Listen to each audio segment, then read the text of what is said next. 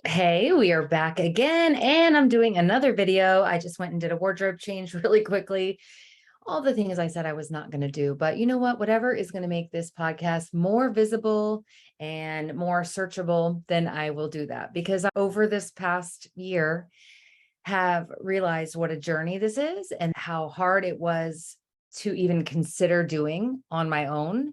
It took me how many decades to finally quit drinking, and had so many preconceived notions that now I've been able to break through those beliefs. And so I feel like it's very important that I share what I know and what I'm learning along the way with you, or with any other woman who is feeling stuck for beliefs and reasons that she's held on to for so long. So I want to make sure, among all the other sober podcasts, that this one does get heard and seen and felt around the world. And I know we have people in other countries, which is so amazing, but I don't think we're anywhere near even touching the surface. So having said that, please share if any of these episodes have resonated with you and you feel good about them and you feel like I'm authentic and maybe something I'm saying is going to help others. Please share it. Don't keep it to yourself. I know for a fact that I could have used somebody like me, somebody who is just tell it like it is and just spell it out. How's it going to be? What's it going to look like? How's it going to feel? That would have helped me a lot. So that, I think that's why I'm kind of doing it now, because I just want to make sure other people kind of have a pathway cleared out for them, you know? So you've probably been wondering already, because there's commercials on TV, everything's starting to lean towards the holidays. I know that you've been wondering whether this is a good time for you to get sober. If it's been nudging you, if it's been tapping you on the shoulder a little bit, like, man, I wonder if I should drink at that party, or I wonder if I should just not drink at all in December or November, or what if I just stop drinking in January? So I'm sure you've been toying with the idea, and I wanted to give you a few things to think about that might help you on your decision, because a lot of times it feels so heavy to think about. It's too much information. It feels too hard. So we just say, oh, I'll think about it later. And then another year goes by and nothing changed, or things even got worse. So I made a list of things that will help you in your decision. So one of the first things that came to my mind is this already giving you anxiety? Is it already making you feel nervous? All social events and activities used to give me anxiety because of alcohol. I was thinking, am I going to black out? Am I going to say something silly and ridiculous? Am I going to offend someone, hurt someone's feelings? Am I going to drive drunk and get a DUI, kill someone, kill myself? What's going to happen? All of those thoughts because of one social event. And this could even be a daytime event, let me tell you. This could even be my girlfriend saying, hey, meet us for brunch at noon. I would start this insane anxiety process, thinking of all the horrible things that could go wrong. And then the moderation thing, saying, oh, how about if I just have 2 drinks? Well, maybe if I have 3, but if I drink waters in between, and make sure not to drink any shots, even if everybody starts drinking shots. And then wouldn't you know that I would end up at one of the clubs or the bars downtown Fort Lauderdale Sunday night, at a club until maybe 3 a.m. on Monday sometimes. The anxiety in itself can lead to overdrinking, overthinking, and making big mistakes. So that's one of my favorite things about quitting drinking and making that actual decision to stop drinking forever. The chains are gone. The anxiety is gone. I don't have to think about any one of those things ever again. Never again. I know that I will never go to jail unless I've got alcohol in my system, unless I have to hurt somebody on behalf of my son, which, pretend I didn't say that. I'm going to maybe even edit that out. But I know that I'm not going to go to jail unless I'm drinking, and I don't have to stress about offending people, or, texting someone or posting something crazy or really icky pictures that got taken. I just don't have to worry about waking up ashamed or guilty. So if you've had any anxiety about quitting drinking, or the event that you might be thinking about not drinking for, like there's a party that your parents are having and you're thinking that maybe you shouldn't drink, and you're ping-ponging back and forth and you can feel that your anxiety is starting to raise, that's a good sign that you should just skip it. I mean, I always had anxiety about any kind of drinking, any event that I was invited to, football party. Then I got to get wine when I come home so that I can wind down from the party. Just insane. All right. So another way to tell that you should skip drinking for this event or for the holiday season is, did you get drunk and make a mistake last year? Did you already do something you regret? Did you come close to making a mistake and woke up the next morning thinking, oh my God, thank God I didn't do that? Or did you wake up thinking, oh my God, I can't believe I did that? Did you already make a mistake that has left you feeling ashamed and embarrassed? And now you've got to face these people that you're likely going to see again. That's a sign that you just should skip it. Either skip the event or skip the drinking altogether. Skip it for that event, skip it for the holidays.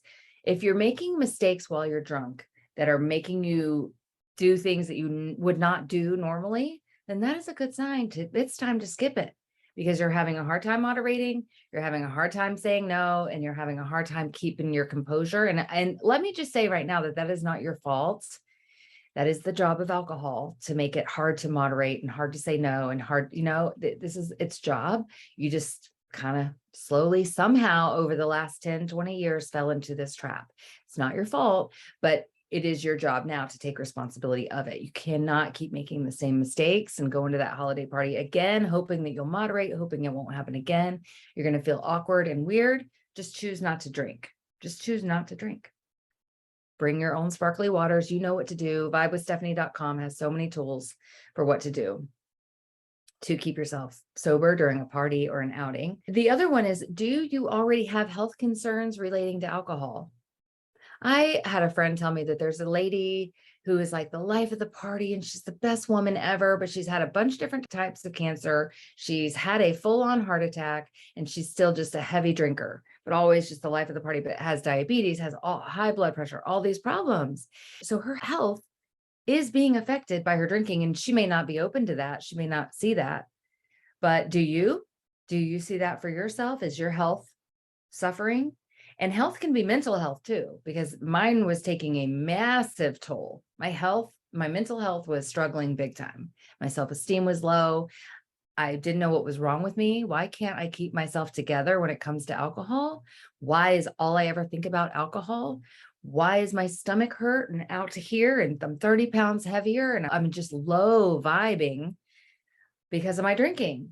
And a lot of times we're in denial, so you may not even be able to see it, but dig deep here and think, is your mental health already declining due to alcohol? And if it is, take that as a sign to skip it this holiday season. You are not going to regret staying sober. Another one, I think I have like 10 of these. So another sign, you want to be present with your family and you already feel like life is fleeting. There's not that many holidays left when our kids are this little, or when our kids are living in the house, or when certain family members are even going to be alive. So if you have this nudge and gut feeling that you want to be present desperately, you cannot be present under the influence of alcohol. Unfortunately, I've tried. So you're going to need to let it go for this season or for this event if you want to be fully present. And then I do have some advice too. If you're a heavy drinker, it's going to be hard to be very present because alcohol is still in your system. Your brain chemistry is still working on alcohol and expecting to be served its drug. So my recommendation is, if you don't want to drink at that event, start today. Start getting sober today. That way you can be fully present. Because if you drink all the way up to this event and then you don't drink at the event, your mind's going to be all over the place. You're going to be thinking about alcohol. Your body's going to be like, where is it? You're going to be eyeing the liquor, not enjoying the company and the food. So if you're thinking about quitting for the holidays, start now. That's my advice, or as soon as humanly possible. And then, yeah, we don't have a lot of time with our kids left. Tomorrow, we don't even have tomorrow. Tomorrow is not even promised. So if you want to be present, get rid of the alcohol and start now. All right. If you want to volunteer more, if you want to hit up church on Christmas Eve and you want to have clear eyes and a clear head, that's a good sign. Maybe quit drinking so that you can start volunteering, so that you can feel good about stepping through the doors at church. I remember after I lost one of my girlfriends, I went to church smelling like smoke and booze. I smoked a cigarette in the parking lot of the church and probably just finished my last drink just a couple hours before. I didn't know what to do with myself. So I drove myself to some random church I'd never been to before. And the pastor at the end of the service kind of walked down all the pews and stopped at me and like leaned in to talk to me and backed away pretty quickly. And I don't know if it was from the spirits, from the literal devil coming out of my body, or the smell or the vibe that I gave him, but he didn't stay long. He leaned in and leaned out quickly. And so I don't know if you know this, but the low vibrations that alcohol is giving you, the feeling is palpable. Everybody can feel it. Everybody can sense it. Even if you're not smelling like alcohol, which you probably are. My mom has a distinct alcohol smell I can still remember to this day. I didn't know at the time it was alcohol smell, but I know now for sure. So your vibes and your smell may be keeping you from volunteering, keeping you from getting close to people, keeping you from helping and from stepping foot into church, thinking you might set the place on fire, because I felt like the actual devil walking in there. That probably sounds insane, but it's true. I was abusing myself and just getting taken down from her death that she inflicted. Anyway, you want better pictures. You want to show up less bloated, less greasy and waxy looking and gray, and just would like to show up looking nice in these pictures that are going to last a lifetime, that your kids are going to have forever. So if you want to look better, you're going to need to sober up and stay away from the booze. If you can look back at some of my Christmas pictures and it was just the picture of unhealth. And maybe you want to remember everything that happens. It's really sad to think of how many Christmases and even Christmas mornings, waking up and just not having a lot of memory from things because I got wasted the night before. That's just sad. We're wasting time ingesting poison to celebrate these special occasions, and we're not really celebrating, we're hurting ourselves, and we're hurting those around us too. This is, it's emotional. It's coming up on my second Christmas sober, and I just wish, if anything, that I hadn't spent so many of them drunk and missing out on things.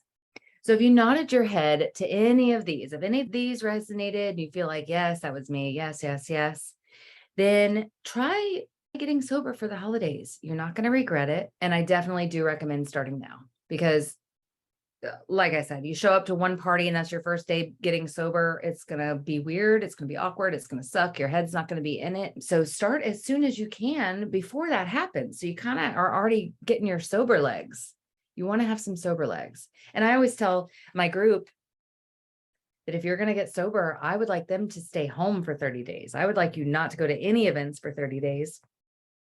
Hunker down, self-care, tons of tools that I give them and resources. But my advice is usually just to stay indoors, not indoors because I want you to go for walks and stuff, but stay safe and away from parties. So if you're thinking now about these parties coming up, start now, so it's not weird. And so all of this stuff, all of the tools that I've given you will actually work. All right. I hope that helps. Let me know. Let me know in the comments. You can always email me. I'm actually on the other end of the email.